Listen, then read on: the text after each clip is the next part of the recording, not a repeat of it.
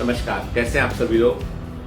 आज मुझे आपसे बात करनी है एक बड़े इम्पॉर्टेंट इशू पर। वो इशू ये है कि अभी हाल ही में एक वीडियो ट्रेंड हुआ है जिसमें एक आईआईटी मुंबई से पास आउट लड़का है जो कुंभ के अंदर जो है वो साधु बनकर पाया गया। ठीक है, रिपोर्टर्स ने उनका इंटरव्यू लिया। नाम उनका अभय सिंह है, हरियाणा के रहने वाले हैं और तमाम न्यूज़ में रिपोर्ट्स में चल रहा है उनके बारे में कि भाई फला व्यक्ति आईआईटी मुंबई से जो इसने जो है वो इंजीनियरिंग किया, उसने एरोस्पेस इंजीनियरिंग किया और उसके बाद जो है वो फोटोग्राफी में गए, वो उसके बाद कैसे वो साधु बन गए। और कुछ रिपोर्टर्स ने इसको बोला है कि भाई सनातन धर्म की खूबी ये है कि वो तलाश में फाइनली यहाँ तक आ गए। ठीक है, फिर कुछ और रिपोर्टर्स ने जब और डीप डाइव किया, उनसे और पूछा तो मालूम चलता है कि चाइल्डहुड ट्रामा इसके पीछे रहा है। ठीक है, मालूम चलता है कि डिप्रेशन का एपिसोड भी इसके पीछे रहा है। ठीक है, तो मैं ये नहीं बोलता हूँ कि साधु बनना जो है वो बुरा है, मैं बिल्कुल भी ये नहीं बोलता हूँ। मैं सिंपल सी बात कहता हूँ कि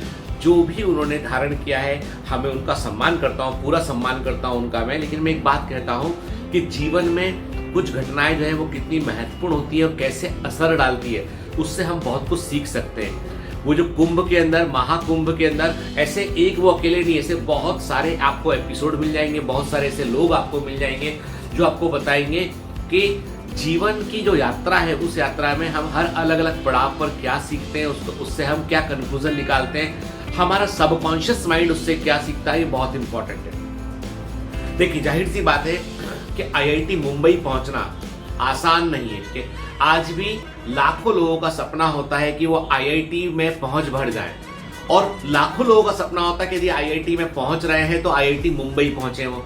और आईआईटी मुंबई में जो एरोस्पेस इंजीनियरिंग है कोई मजाक नहीं है, बहुत कॉम्प्लिकेटेड, अपने आप में एक टफ ब्रांच में से एक है। ठीक है, तो कहने का मतलब है एक लड़का जो आईआईटी मुंबई से एरोस्पेस इंजीनियरिंग करता है, उसके बाद वो अपने इंजीनियरिंग के फील्ड को छोड़कर वो फोटोग्राफी की तरफ, 3 इडियट के समान फोटोग्राफी की तरफ जाता है। फिर वो फोटोग्राफी का कोर्स करता है, वहाँ पर वो ट्रेवल फोटोग्राफर के रूप में काम करता है। उसके बाद फिर जो है वो कनाडा भी जाता है, वो अलग अलग काम करता है और फाइनली वो पहुँचता है उस परिणाम पर कि जहाँ पर वो पूरी दुनिया को छोड़कर, सारी मोह माया छोड़कर, अपनी बहन, अपने माता पिता सबको छोड़कर अकेला, सिर्फ अकेला एक शून्य में रह रहा होता है और उसको उसमें खुशी मिलती है।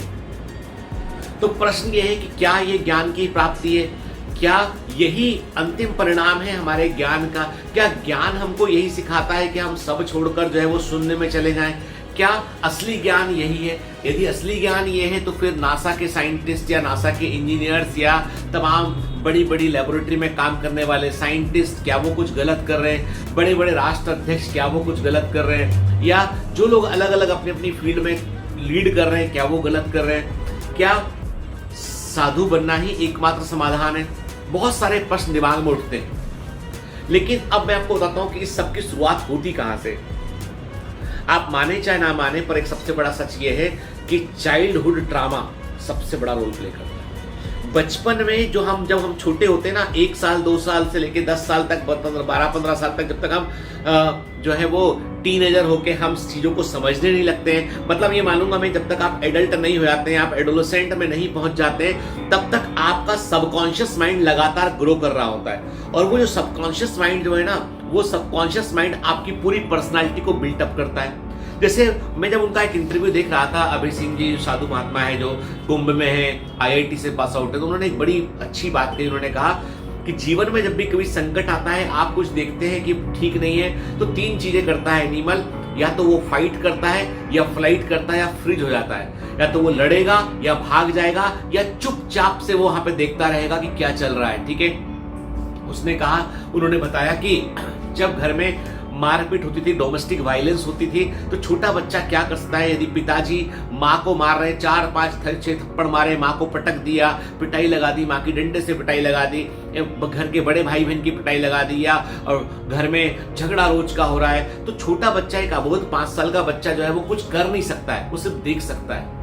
और ये सबसे बड़ा ट्रामा है उसके मन में कि उसे लगता है, बेबसी लगती है कि मैं कुछ कर नहीं पा रहा हूं। भगवान के सामने जाके वो प्रार्थना करता है, भगवान मुझे जल्दी बड़ा कर देना, भगवान मुझे जल्दी बड़ा कर देना। और उसके मन में जिसकी पिटाई हुई, इसको मान लो पिता ने माँ को मार दिया, पिटाई लगा दी है ना, घर में झगड़ा चल रहा है, तो वो तो पिट गया, वो अपना रोल लिया, अपना लड़ झुड़ के, लेकिन वो जो एक छोटा बच्चा है ना, उसके मन में इतना गहरा ट्रामा होता है, बेबसी का ट्रामा। और दुनिया में सबसे बुरी चीज क्या है? वो है बेबसी, कि कुछ नहीं कर पाया मैं, और वो पूरे जीवन भर हॉन्ट करता है वो। तो छोटे बच्चे की वो पर्सनालिटी है ना, वो वहीं से डिमॉर्फ होती है। इसलिए मैं ऐसे सभी लोग जो घर में डोमेस्टिक वायलेंस करते हैं, तो ना तो बर्दाश्त करना चाहिए और ना ही जो है इस तरह की एक्टिविटी में इन्वॉल्व होना चाहिए। भाई ताकत है तो बाहर जाकर दिखाओ, पावर है बाहर जाके दिखाओ। घर में एक निरीह महिला पर पावर इस्तेमाल करने का क्या मतलब है? शारीरिक ताकत जो है घर में दिखाने का क्या मतलब है? तो एक सबसे बड़ा तो जो है चाइल्डहुड ट्रामा होता है, ठीक है, जो बच्चों को हॉन्ट करता है। जब बच्चे बड़े होते हैं तब भी वो उस ट्रामा से बाहर नहीं निकल पाते, क्योंकि उन्होंने वो सब कुछ देखा हुआ है। फिर जब, और ऐसे बच्चे जनरली सहम जाते हैं तो अपने आप को एक्सप्रेस कम कर पाते हैं, और उनके दोस्त भी कम होते हैं, और फिर वो पढ़ाई लिखाई करते हैं और एक अच्छे कॉलेज पहुंच जाते हैं, तो वहां पे उनको अलग सब, वहां पर भी डिस्क्रिमिनेशन होता है कि ये सहमे हुए हैं, डरे हुए हैं, तो कहीं ना कहीं पर्सनालिटी में रिफ्लेक्ट होता है। तो ये अपने आप में कन्फाइंड होकर रहते हैं, भले ही एकेडमिकली टॉप कर रहे हो, अच्छा कर रहे हो, कन्फाइंड हो जाते हैं। फिर इनको हमेशा जो है चीजों से डिटैचमेंट होने लगता है। इनको जब डिटैचमेंट होने लगता है तो उस डिटैचमेंट के चलते कहीं पर फोकस नहीं कर पाते। जब फोकस नहीं कर पाते तो परिणाम ये निकलता है कि जो मिलने का था उससे कमतर मिलता है। फिर कमतर मिलता है तो इनको लगता है हम ज्यादा डिजर्व करते थे पर कमतर मिल रहा है, तो एक डिप्रेशन का कारण बनता है। और वो डिप्रेशन कई बार हमको जो है वो शून्य की ओर ले जाता है। शून्य मन की शांति है, मैं ये नहीं बोलता हूं कि नहीं है वो, पर मैं कहता हूं क्या शून्य से दुनिया चल सकती है? क्या शून्य ही एकमात्र समाधान है? शून्य एकमात्र समाधान नहीं है। अलेक्जेंडर फ्लेमिंग के लिए भी नहीं था, अलेक्जेंडर ग्राहम बेल के लिए भी नहीं था, रोंटजन के लिए भी नहीं था, राइट ब्रदर्स के लिए भी नहीं था, ये लुइस पाश्चर के लिए भी नहीं था, ये जो है वो ओपेनहाइमर के लिए भी नहीं था। किसी का शून्य समाधान कभी था नहीं। शून्य जो है वो अपने आप की खो गए हो कहीं, अपने आप की तलाश से उठ के।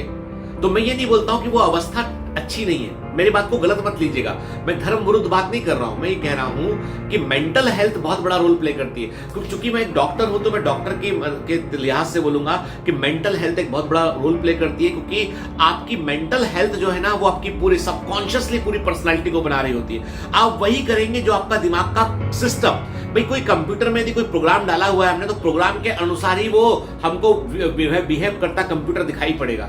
यदि अंदर प्रोग्राम ही नहीं है उसमें लोड तो नहीं दिखाई पड़ेगा। प्रोग्राम करप्ट है तो बाहर हमको करप्ट फाइल दिखाई पड़ेंगी। तो जाहिर सी बात है कि जो बच्चों की जो न्यूरल प्रोग्रामिंग है वो बाल्यकाल में हो रही होती है, और वहां पे उस समय यदि हम डेविएट हो गए, डिस्टर्ब हो गए हम, तो मामला गड़बड़ है। फिर मैं कहता हूं बहुत सारे बच्चे बहुत मेहनत करते हैं, मेडिकल कॉलेज में पहुंचते हैं, अपने अपने स्कूलों के टॉपर होते हैं, वहां जाके कंपटीशन देखते हैं, हाथ पैर फूल जाते हैं, उतना कर नहीं पाते हैं, नशे की आदत में चले जाते हैं। कई बच्चे जो है वो एकेडमिकली पिछड़ने लगते हैं, कई बच्चे डिप्रेशन का शिकार होते हैं। तो ये मेडिकल में भी होता है, इंजीनियरिंग में होता है तो मेडिकल में भी होता है।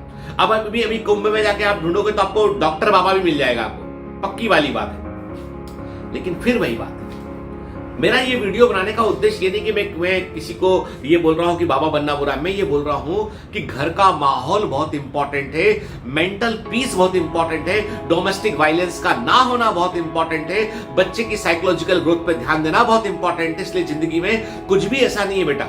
मैं कहता हूं ना कि भगवान बुद्ध क्या कहा करते थे कि एक बार क्या होता है कि एक राजा होता है, उसका एक पुत्र होता है, राजकुमार होता है, बड़ा बलशाली होता है, बहुत पॉपुलर होता है, और तमाम उल्टे सुल्टे काम में भी इन्वॉल्व रहता है। और वो मतलब दिन भर अपना शराब पीना, युद्ध करना, युद्ध में जीत के आना, भयंकर मतलब जीतने के बाद भी शत्रु के साथ बुरा करना, और तमाम प्रकार के रास रंग रचना, तमाम महिलाओं के साथ संबंध, दिन रात उसमें पड़ा रहता है। और एक दिन पता नहीं उसको ऐसा लगता है, डिटैचमेंट लगता है उसको, राजा उसके पिताजी उसको किसी काम के योग्य नहीं मानते उसको, कि तो विलासिता में डूबा हुआ है, तो वो घर छोड़ के साधु बन जाता है, भगवान बुद्ध के पास चला जाता है, और बुद्ध के पास जाकर जो है वहां पे दीक्षा लेता है। और फिर वो यदि भगवान बुद्ध जो है वो उनके भिक्षुक जो है वो लोगों से मांग के 2 टाइम खाना खा रहे हैं, तो वो 2 दिन में एक बार खाना खाएगा। वो 1 दिन में एक बार खाएंगे तो ये 2 दिन में एक बार खाना खाएगा।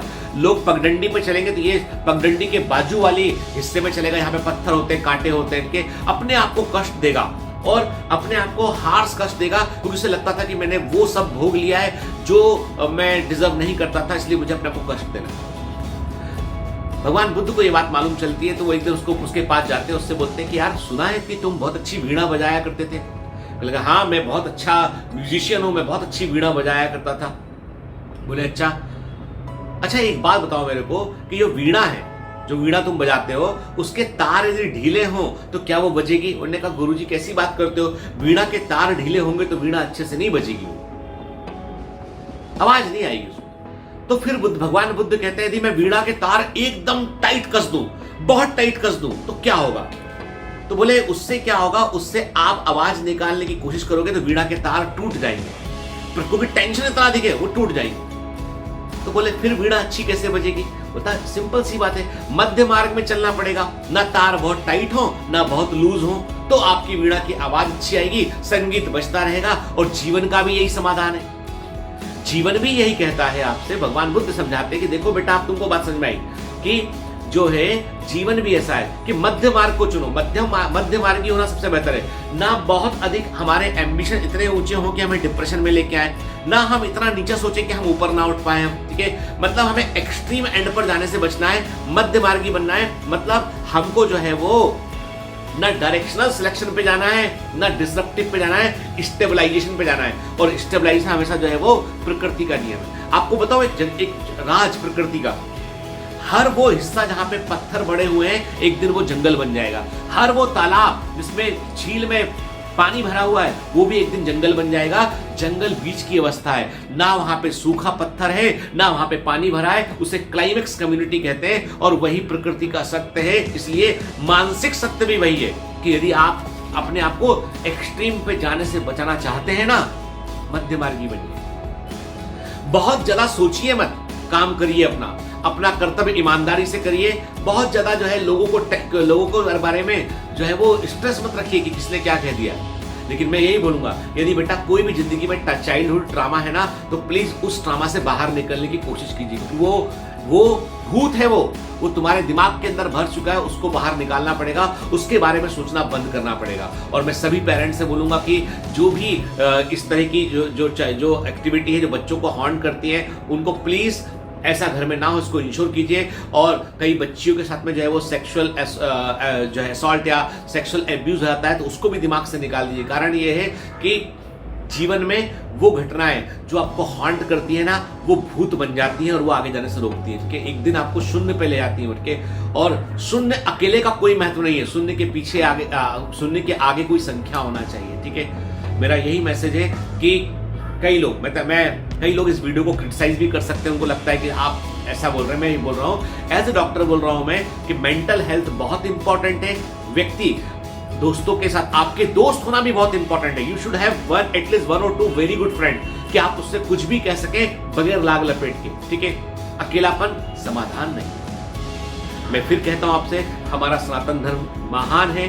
कुंभ के अंदर ऐसे बहुत सारी पर्सनालिटी मिलेंगे हमें जो बहुत ही महान कार्य कर रहे हैं, समाज में चेतना जागृत कर रहे हैं। लेकिन मैं फिर बोलूंगा आपसे कि समाज में बहुत सारे अलग अलग रोल है, और हमारा जन्म जहां हुआ है ना, वो रंगमंच है, उसको सबको अपनी अपनी भूमिका अदा करनी है। जय हिंद।